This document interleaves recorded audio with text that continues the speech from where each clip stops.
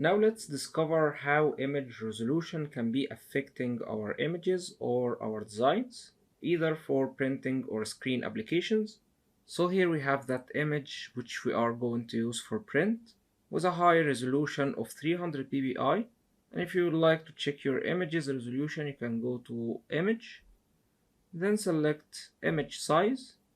You will find resolution in here. And in that case, we have a resolution of 300 pixel per inch or 300 ppi. And if you're wondering about pixel, well, they are the building block of each and every image. And in order to imagine how they look like, let's cancel that. And here we have our image. Let's start zooming in all the way.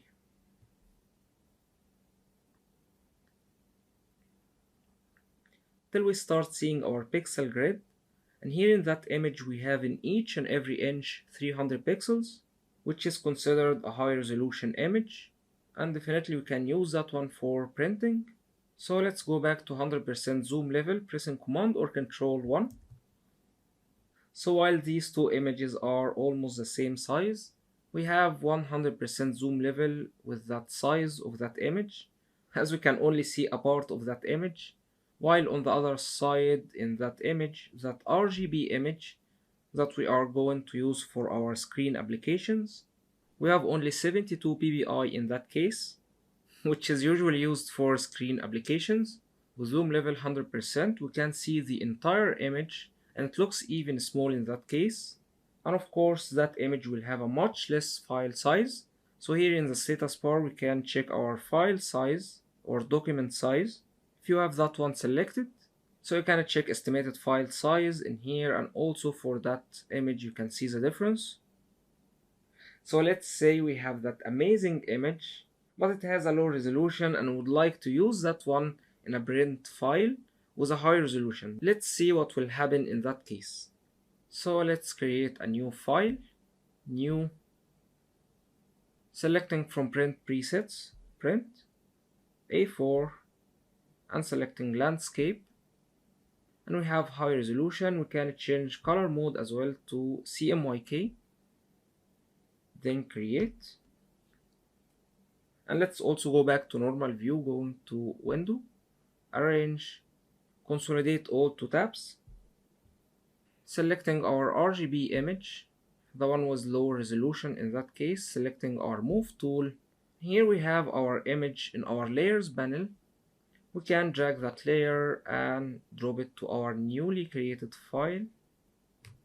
And instantly, guys, you can see how small that image in our high resolution canvas, while both of these canvases are in A4 size. And if we try to enlarge that image by transforming that image or scaling that one up, it will get pixeled and also it will lose quality. So let me show you guys what I mean by that.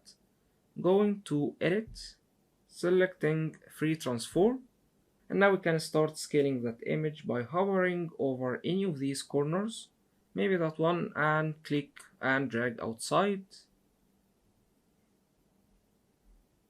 Then let's maybe reposition that one to here and dragging from that corner all the way to here. Now let's commit that. And now we have only 50% zoom level. Let's go all the way to 100%, pressing Command or Control 1. So we can check our image's quality in that zoom level. And if we have any pixelation, grains, noise, or any abnormal edges within our image. So here I don't really know if you can tell, but we have some pixelation in here. We don't have a smooth transition for our gradient color. And also that B doesn't look that sharp anymore. So by checking our 300 ppi image, you can clearly see the difference. So selecting that tab or that file, you can see that we have sharper details in that one. And that's why we always try to avoid these kind of images with low res or low resolution. But let's say that you have that amazing image and you would like to use it within a high resolution file or a file you are going to print. Let me show you guys how you can be avoiding these pixelations to a certain extent, of course. So let's go back to our RGB file, that image in here, and let's go to image size, or you can use Shift Command I for that shortcut.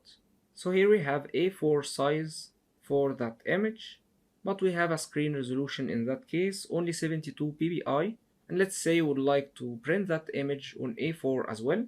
So we need to crank that resolution all the way to 300 ppi while having resample activated, and also we have preserve details 2.0 selected from here.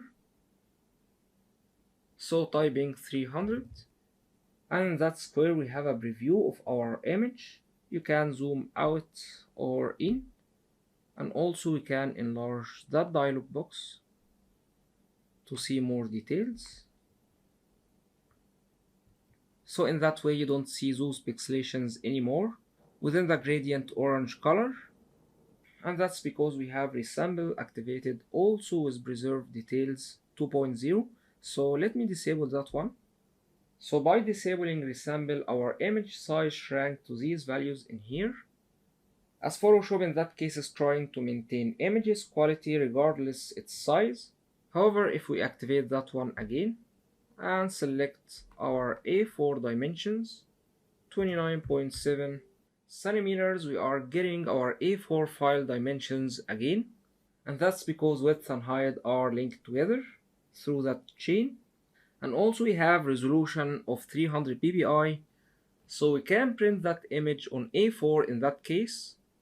And let me get our B more to center, and while selecting preserve details 2.0, we are applying Photoshop's artificial intelligence or Adobe Sensei.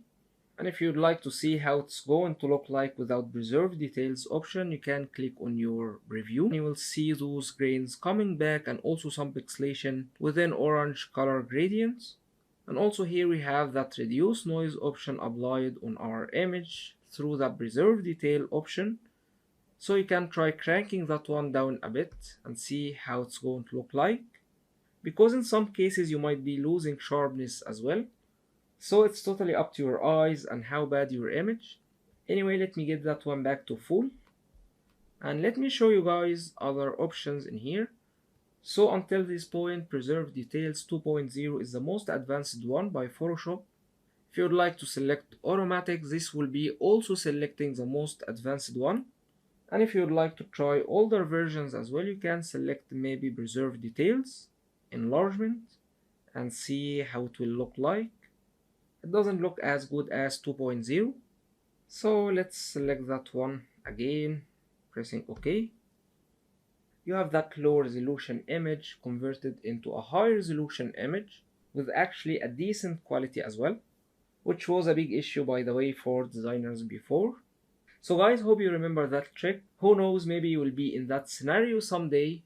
That was Khalil Ibrahim with you. Stay tuned and let's dive deeper into Photoshop.